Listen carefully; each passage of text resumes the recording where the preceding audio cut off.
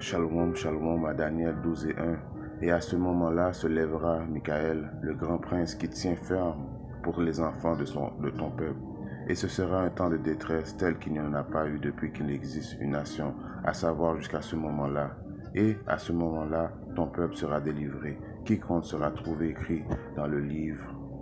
Alors tout d'abord, j'aimerais rendre gloire hommage à Yahweh, Bahashem, Yahusha, Bahashem, Hakodash, Yahweh qui est le nom du Père Tout-Puissant, Bahashem qui veut dire au nom, Yahusha le Fils, Bahashem, Hakodash le Saint-Esprit. Shalom aux élus et tout bonheur et respect aux apôtres et aux aînés de Great Millstone, car c'est eux qui nous ont appris cette vérité. Et salutations aux croyants et aux croyantes. À vous seulement, je dis shalom. Alors, à ce temps de détresse, le temps de détresse qui est quoi? Le temps de chaos, de confusion, où ce que le diable et Esau va amener la destruction sur l'humanité et éventuellement il va essayer d'impliquer sa marque qui est la marque de la bête, la puce électronique, l'édification électronique. Alors dans ce temps de détresse, de confusion, c'est là que Yahweh Shimashai va envoyer Michael.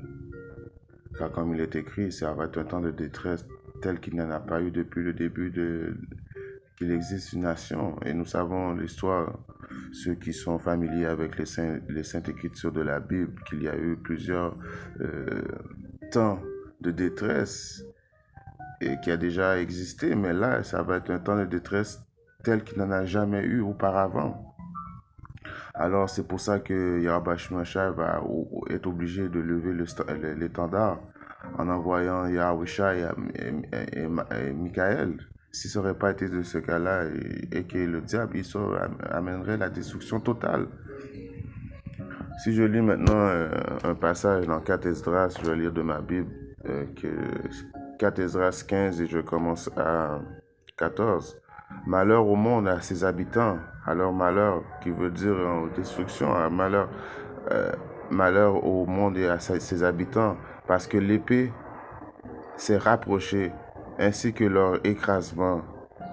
On se lèvera nation contre nation pour le combat, et la lance sera en leurs mains. Alors, nation contre nation, dans ces périodes de détresse, ça va être une période de confusion, de chaos, en même temps que l'ennemi va essayer de nous détruire. Quand je dis nous, c'est la nation d'Israël, les soi-disant dits négros, les soi-disant dits latinos, les soi-disant dits amérindiens, les élus, car ils savent que nous savons la vérité et ils savent depuis qu'on retourne dans les bonnes grâces de notre Seigneur et Sauveur qui va éventuellement lever le standard et venir nous libérer, venir nous donner le salut pour éventuellement pouvoir régner sur eux et les mettre en esclavage, ceux qui nous ont oppressés. Toutes les nations, les élitistes connaissent la Bible, connaissent très bien les prophéties eux aussi. En effet, ce sera en effet l'instabilité pour les hommes, rivalisant les uns avec les autres. Alors, tous les hommes, que ça soit, Esau va vouloir se battre avec tout le monde, même contre lui-même, dans cette période-là. Contre les autres nations, contre lui-même, il va chercher à détruire les nations d'Israël. Donc, ça va être une période de confusion comme qu'il n'y aura jamais eu auparavant. Les uns les autres, ils n'auront cure ni de leur roi, ni du premier de leur notable. Pourquoi? Parce qu'il va avoir la faim, la famine, le manque de ressources. Le cannibalisme va revenir. Il n'y aura pas accès à présentement au Maxi, au IGA ou bien toutes les affaires. Toutes les affaires vont être réduits. Comme je vous dis, le cannibalisme va revenir.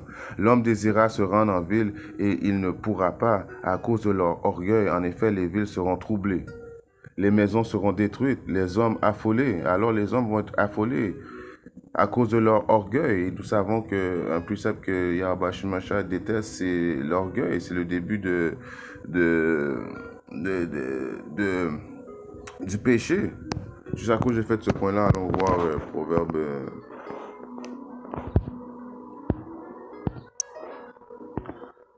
6 et verset 16. Ces 6 choses, le Seigneur Yahweh Shemashai les haït. Oui, 7, lui sont en abomination. Un regard fier, une langue menteuse et des mains qui versent le sang innocent. Alors ça c'est une description de Esau, le diable. Fier, c'est un synonyme d'orgueil. Donc à cause de leur orgueil, en effet, les villes seront troublées. les maisons seront détruites, les hommes affolés. L'homme ne prendra pas pitié de son prochain, allant jusqu'à faire le vide dans sa maison par l'épée pour piller ses biens, parce qu'il aura faim et sera dans une grande détresse. Alors, vous voyez, si ce n'aurait pas été pour l'étendard que Yahweh Shemashah va nous envoyer Michael dans ces temps difficiles pour éventuellement sauver ses élus, car Michael ne va pas sauver l'impie de la nation d'Israël. En voulant dire les impies de la nation d'Israël, je parle des 2 tiers de la nation d'Israël, ceux qui refusent de revenir à Yahweh Shemashah, ceux qui, à quelque part, glorifient et qu'ils sont le diable, qui pensent qu'ils sont le diable est leur sauveur. À cette période-là, ils vont vraiment réaliser que Esau a été créé pour amener justement la destruction. Et à cette période-là, Esau va vraiment démontrer qu'il est le diable. Présentement, il est encore en train de soi-disant dit jouer à l'hypocrite. Et puis, non, mais en cette période-là, tout le monde va vraiment savoir que Esau est le diable de la Bible parle. Parce que Esau va venir avec rage. Il va avoir l'armée dans les rues. Il va avoir des points de repère pour impliquer la marque de la bête. Ceux qui vont avoir faim, ils vont courir aller voir Esau pour éventuellement avoir la marque pour avoir de la nourriture. Si on lit à Isaïe 13 et 11, et je punirai le monde pour sa malice et les pervers pour leur iniquité. Je ferai cesser l'arrogance des fiers et j'abaisserai les hauteurs des redoutables. Alors, Yahweh Shemashah vient punir le monde pour sa malice, pour sa fierté, pour l'orgueil. Premièrement, pour l'orgueil de Esau, qui est le diable, qu'il avait créé pour justement amener ce moment de jugement, et aussi pour les orgueilleux, les impies des 2 tiers de notre nation et toutes les autres nations qui sont fiers et qui ont participé à l'oppression des nations d'Israël. Parce que, comme que je vous dis, les seuls qui vont être sauvés dans cette période-là, ce sont les élus. Ceux qui ont la marque des ambitions de Yahweh Shemashah prédestinés à avoir le salut. Les 144 000 hommes qui forment la maison de David, hommes, et puis les élus qui font partie du tiers, les hommes et femmes et enfants qui sont prédestinés à avoir le salut de Yahweh Shemashah. Et c'est en cette période-là que Yahweh Shemashah va envoyer ses anges dans les 4 coins du monde, et dans le son de la trompette, et puis éventuellement ils vont être télétransportés dans les chariots de l'Éternel, que le monde appelle des UFO, mais nous savons aussi les chariots de l'Éternel. Alors, tout le monde qui n'a pas la marque des ambitions dans cette période-là va être sujet à se faire détruire. Comme que je vous dis, si on relit à Daniel encore 12 et 1, en ce moment-là se lèvera Michael, le grand prince qui tient ferme pour les enfants de ton peuple, les enfants de ton peuple, les élus du peuple d'Israël. Et ce sera un temps de détresse tel qu'il n'y en aura pas eu depuis qu'il existe une nation, à savoir à ce moment-là, et à ce moment-là, ton peuple sera délivré, quiconque sera trouvé écrit dans le livre. Alors il va avoir un étendard, une intervention divine qui va se faire dans cette période-là, parce qu'il n'aura pas le choix. Comme que je vous dis, comme on lit souvent dans les leçons des frères, le diable va venir avec rage, car il sait qu'il ne lui reste plus beaucoup de temps. Je paraphrase ce verset, mais c'est ça que ça veut dire. Et quand il va venir avec sa rage, ça veut dire avec colère, avec arrogance, avec l'armée, avec il y a des actes qu'il fantasme dans sa conscience qu'il va réaliser.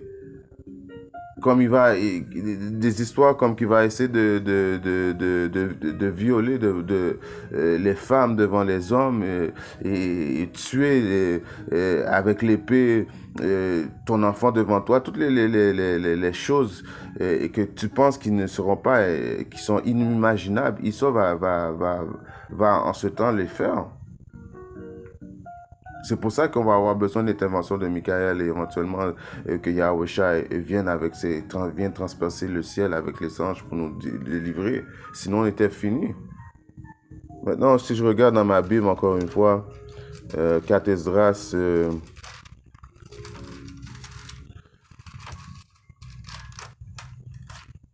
8, et je commence à 50.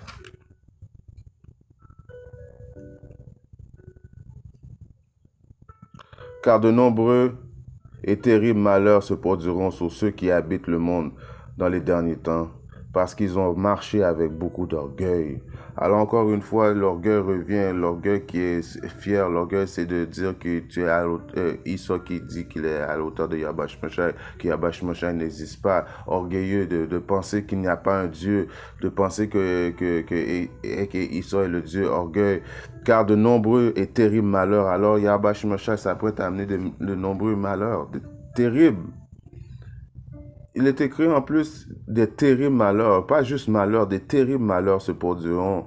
Des choses imaginables que tu penserais que Issa serait pas capable de faire, que tu vois juste dans les films. Éventuellement, Issa va les réaliser sur les impies, ceux qui n'ont pas la marque des emptions. Si on regarde maintenant à Isaïe 59.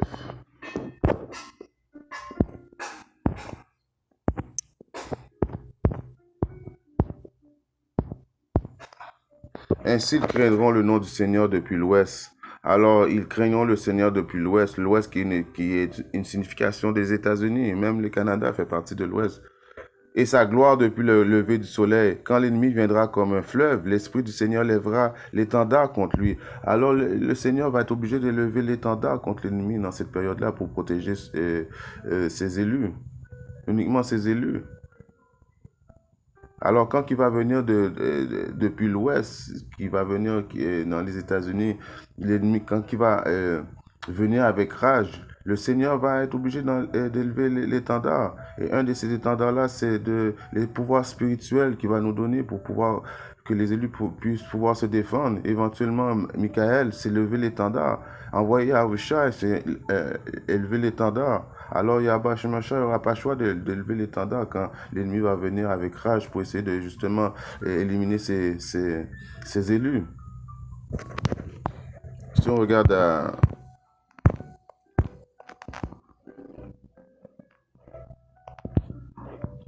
Psaume 91, celui qui demeure dans les lieux secrets du puissant, du plus haut, restera à l'ombre du Tout-Puissant. Alors, c'est seuls ceux qui craignent Yahba Shemashah et ceux qui aiment Yahba Shemashah, parce qu'il y a un verset qui dit, je paraphrase, Yahba Shemashah aime ceux qui l'aiment. Il protège ceux qui l'aiment. Alors, ceux qui aiment Yahba Shemashah, c'est ceux qui craignent Yahba Shemashah. Ceux que vous voyez faire les vidéos présentement, ceux que vous voyez dans les quatre coins du monde en train de prophétiser les paroles de la bonne nouvelle. Qui est quoi la bonne nouvelle? Qu'il y a un salut qui vient pour les élus, pour éventuellement avoir la possibilité de régner avec Yahba Shemashah. J'espère de faire partie de ce chiffre-là, mais il y a 144 000 hommes qui forment la maison de David, qui vont avoir ce salut, et une multitude d'hommes et femmes, hommes, femmes et enfants qui vont avoir ce salut. Alors, c'est eux qui sont cachés à l'ombre du Tout-Puissant. Je dirais du Seigneur, il est mon refuge et ma forteresse, mon Dieu, en lui me confierai-je. Alors, dans ce temps-là, le seul espoir de sécurité, ça va être Yahba Shemashah. Assurément, il te délivrera du piège de l'oiseleur et de la répugnante pestilence. Alors nous savons qu'il va avoir beaucoup de plaies que Yahba Shemashah va envoyer. Et une des plaies terribles, c'est les 200 millions de bombes nucléaires qui vont s'attarder sur les États-Unis. Il y a les plaies, la pestilence aussi. Il y a la Troisième Guerre mondiale. Il y a la famine. Alors, tous ceux qui prennent refuge en dessous du Tout-Puissant vont avoir une sécurité. Ils vont lever l'étendard dans cette période-là. L'étendard, ça veut dire le stand, comme on dit en anglais. Car le diable et que Issa, lui, il va venir avec ses drones, ses robots, c'est l'épée, parce il a eu la bénédiction de l'épée. On peut pas rivaliser contre les bénédictions de Issa, car elles sont à lui. Tous ceux qui pensent pouvoir rivaliser contre Issa, épée par épée, va périr. C'est une intervention divine, c'est une force spirituelle qui va nous permettre de pouvoir de s'en sortir de Issa. Il te couvrira de ses plumes et sous ses ailes, tu te confieras. Sa vérité sera ton écu et ton bouclier. Tu n'auras pas peur de la terreur de la nuit, ni de la flèche qui vole dans le jour. Alors, aucune épée ou quoi que ce soit qui est destiné à nous détruire va pouvoir nous détruire, car on va avoir la protection de Yahweh Shai. Et la protection de Yahweh Shai, ça veut dire être couvert de tous les bords. Les anges du ciel vont nous protéger. Yahushua va ordonner les anges du ciel de nous protéger. Il y a plein de choses spirituelles qui vont se passer dans cette période-là que on peut même pas s'imaginer, qui sont prêts à nous défendre. Tu n'auras pas peur de la terreur de la nuit, de la flèche qui vole le jour, ni de la pestilence qui marche dans l'obscurité, ni des choses invisibles qu'on peut même pas voir. Yahweh Shai a déjà préparé un bouclier de défense pour ceux qui le craignent, ceux qui l'aiment. Ni de la destruction qui ravage à midi. À cause de la destruction va se faire éventuellement en plein midi, en plein jour. Il n'y aura pas une période de répit. La destruction dans ces périodes-là vont se faire constamment. 1 millier tombera à ton côté et 10 000 à ta main droite, mais il ne t'approchera pas de toi. Seulement avec tes yeux, tu contempleras et tu verras la rétribution des hommes immoraux. Alors ceux qui craignent Yahweh Shai, ceux qui sont destinés à avoir le salut, on va voir la destruction enfin de l'homme immoraux qui est au début et qui est Esau le diable, l'homme rouge, qui est l'homme immoraux. Alors on va voir sa défaite. On va être réjoui de voir sa défaite. On va dire, enfin, Yahweh Shai, on va avoir été témoin de l'écrasement de ce diable qu'on voyait à quelque part impossible, mais qui va finalement être possible. Puis ça prendra même pas de temps. Il y a un précepte qui dit en 1 heure, il va se débarrasser de tout de Isra. Parce que tu as fait le Seigneur, lequel est mon refuge, c'est-à-dire le plus haut, ton habitation. Aucun mal ne t'arrivera et aucune plaie n'approchera de ta demeure. Car il donnera charge de toi à ses anges pour te garder dans tous tes chemins. Ils te porteront dans leurs mains de peur que ton pied ne heurte contre une pierre. Tu marcheras sur le lion, sur la vipère, le lionceau, le dragon, piétineras-tu. Parce qu'il a placé son amour sur moi, par conséquent je le délivrerai. Je placerai dans les auteurs parce qu'il a connu mon nom. Alors pour tous ceux qui disent que le nom n'est pas important, alors on voit très bien que le nom est important et ce nom c'est Yahweh Ba'ashim Yahushai. En cette journée-là, tous ceux qui vont appeler Jésus ou Allah ou bien quoi que ce soit un nom des idoles ne sera pas délivré. Alors il est important de connaître le vrai nom de Yahweh Shai. Et les seules personnes qui, à cette période-là, qui vont appeler en le nom de Yahweh Shai sont les élus. Car nous connaissons son nom, car nous avons confiance en lui. Alors il va élever l'intendant dans cette période-là. Aucune chose que l'ennemi va essayer contre nous va marcher. Comme tu vois, tu marcheras sur le lion, la vipère, le lionceau, le dragon, puis tu tiendras dessus. Alors, il y a des pouvoirs spirituels qui vont être donnés à ces hommes dans cette période-là.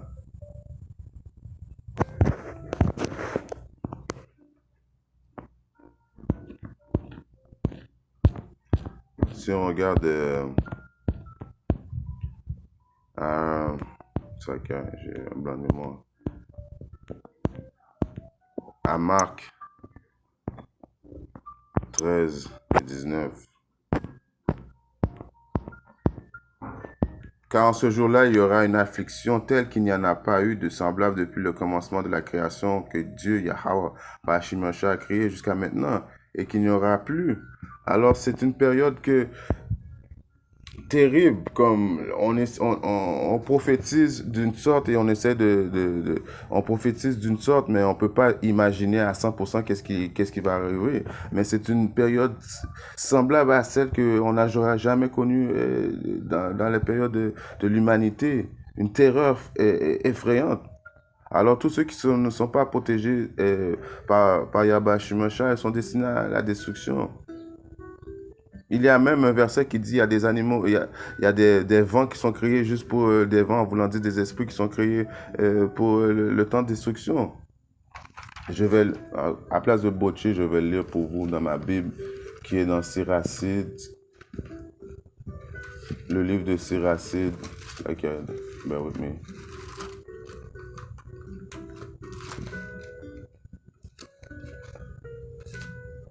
30 et 28.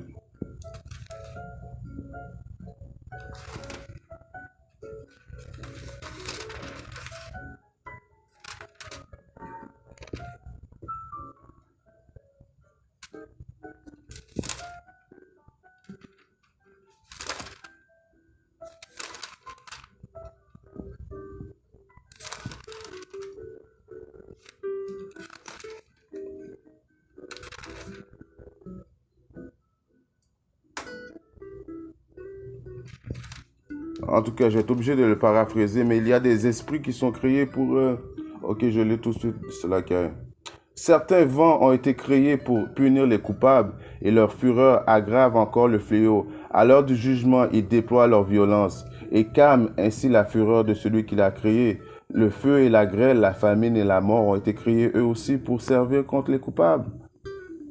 Les crocs des fauves, les scorpions, les vipères, l'épée vengeresse qui tue les infidèles, tous sont ravis d'obéir à ses ordres. Sur la terre, ils sont prêts à sa disposition. Quand le moment est venu pour eux, ils ne désobéissent pas à sa parole. Alors les anges, c'est pas des êtres qui,